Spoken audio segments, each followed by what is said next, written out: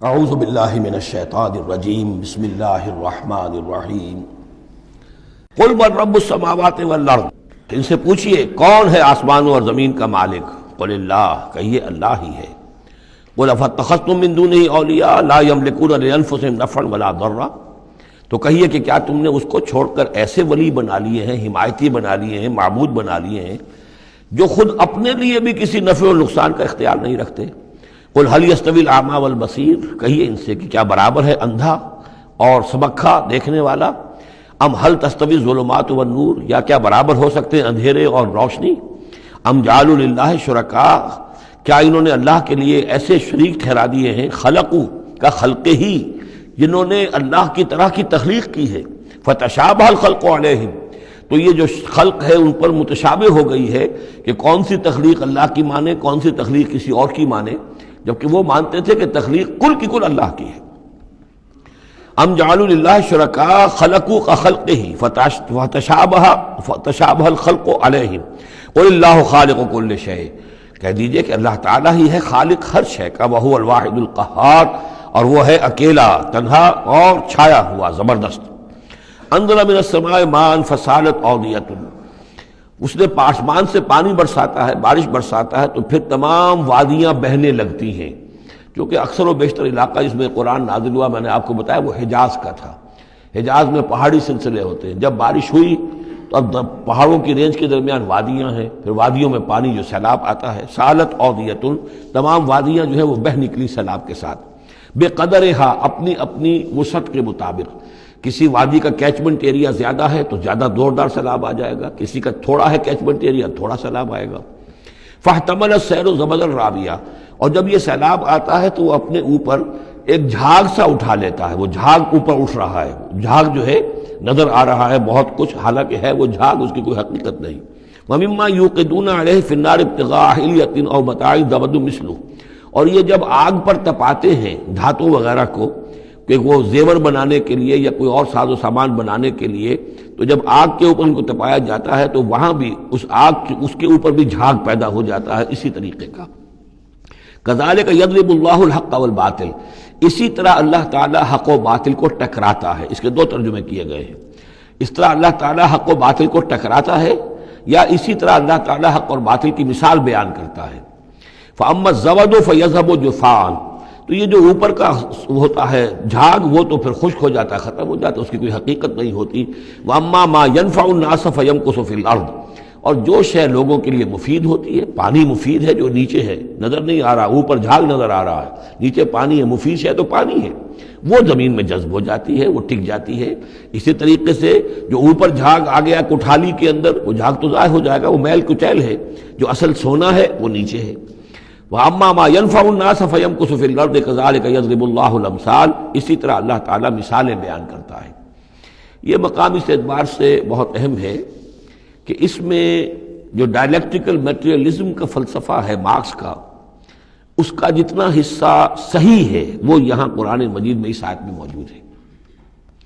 یہ جتنے بھی نظریات ہیں جدید دور کے، ان میں سے کوئی بھی ایسا نہیں ہے کہ جو 100% غلط ہو، چاہے ڈارون کا نظریہ ہو اور چاہے وہ فرائیڈ کے نظریات ہوں، چاہے مارکس کے نظریات ہوں، اس میں گڈمٹ ہے غلط اور صحیح۔ تو جہاں تک ڈائلیکٹیکل میٹریلزم کا یہ فلسفہ ہے کہ ایک شے کسی معاشرے میں پیدا ہوتی ہے، وہ دعویٰ بن جاتی ہے، تھیسس، اس کا پھر ایک رد عمل پیدا ہوتا ہے، اینٹی تھیسس، پھر یہ تھیسس اور اینٹی تھیسس ٹکراتے ہیں، ان کے ٹکرانے سے پھر ایک نئی شکل پیدا ہوتی ہے، وہ اب سنتھیسس ہے، ایک بہتر شکل وجود میں آ جائے گی۔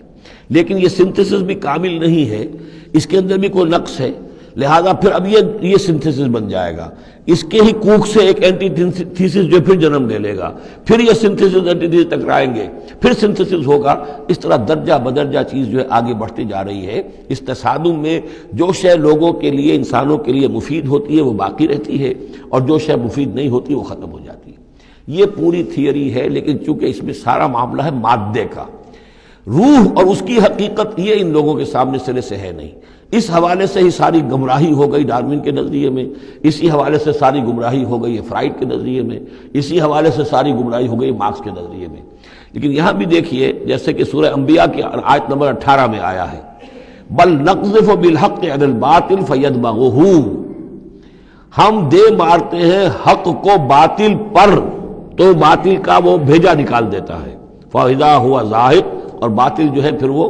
غائب ہو جاتا ہے۔ تو باطل کی حیثیت یہ ہے۔ تو یہ ٹکراؤ جو ہے حق و باطل کا اور خیر و شر کا کشاکش جو ہے یہ ہو رہی ہے، تو اس میں بھی ایک حد تک بات صحیح ہے کہ تدریجاً پھر جو نسل انسانی ہے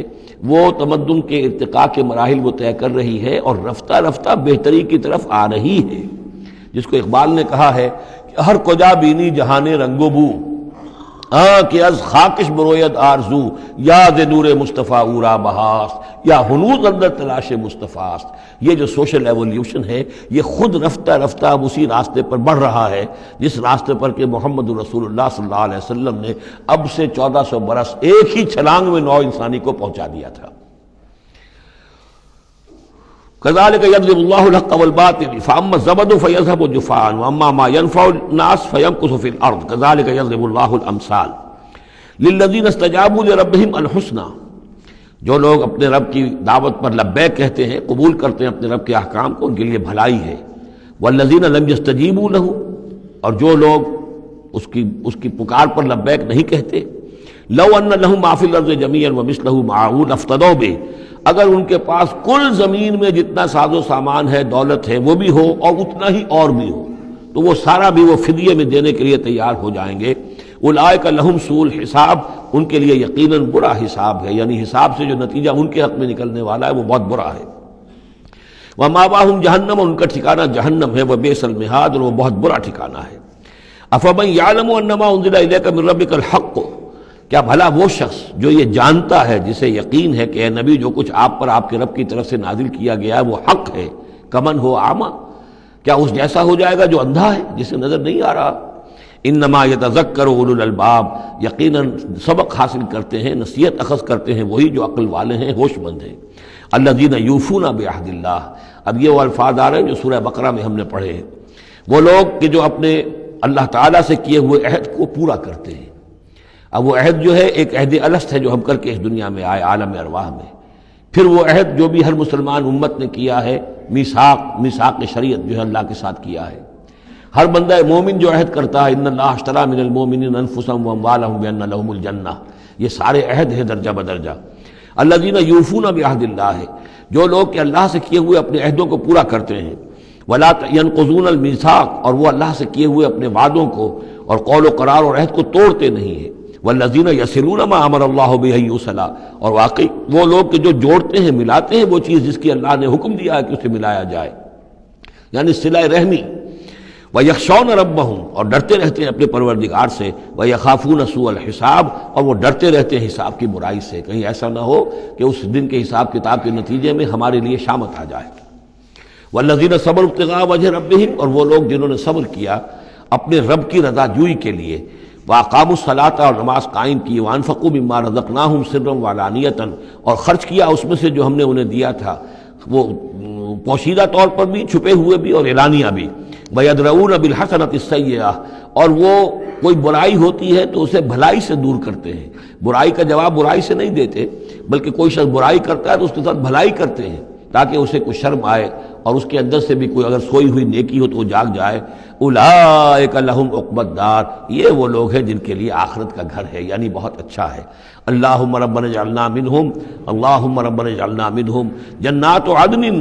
وہ باغات ہیں رہنے والے، ریزیڈینشل گارڈنز ہیں، یدخلونہا، جس میں وہ داخل ہوں گے، ومن صلح من آبائہم وازواجہم، اور جو بھی صالح ہوں گے ان کے آباء میں سے، ان کی بیویوں میں سے، وذریاتہم، اور ان کی اولاد میں سے، والملائکۃ یدخلون علیہم من کل باب، اور ہر دروازے سے جنت کے فرشتے ان کے سامنے حاضر ہوتے رہیں گے، سلام علیکم، اور سلام کرتے رہیں گے انہیں، بما صبرتم، سلامتی ہو آپ پر جو آپ لوگوں نے صبر کیا، فنعم عقبی الدار، تو کیا ہی اچھا ہے یہ عاقبت کا گھر۔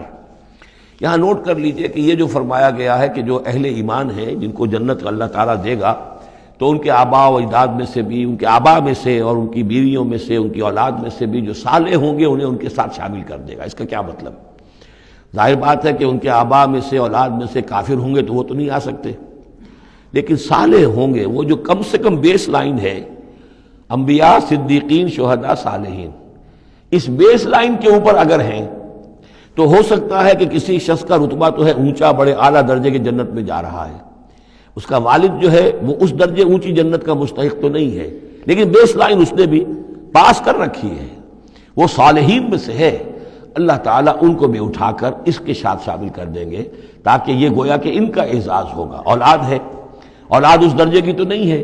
لیکن یہ کہ بہرحال ہے وہ صالح، تو اس کا بھی درجہ اونچا کر دیا جائے گا۔ بیوی ہے، نیک ہے، صالح ہے، اگرچہ اس درجے کی نہیں تھی، اس کو بھی درجہ جو ہے اونچا کر کے اس کے ساتھ شامل کر دیا جائے گا۔ یہ گویا کہ اللہ تعالیٰ کی طرف سے قدر افزائی ہوگی اہل جنت میں سے جن کے درجات بلند ہوں گے، کہ ان کے ان قریبی رشتہ داروں میں سے جو صالح ہوں وہ جنتی، چاہے وہ کم درجے کے جنتی ہوں، ان کے درجوں کو بڑھا کر ان اونچے درجے والوں کے ساتھ شامل کر دیا جائے گا۔ یہ رعایت ہے۔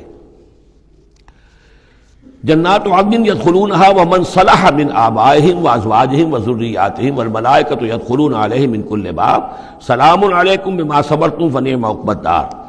صدق اللہ العظیم۔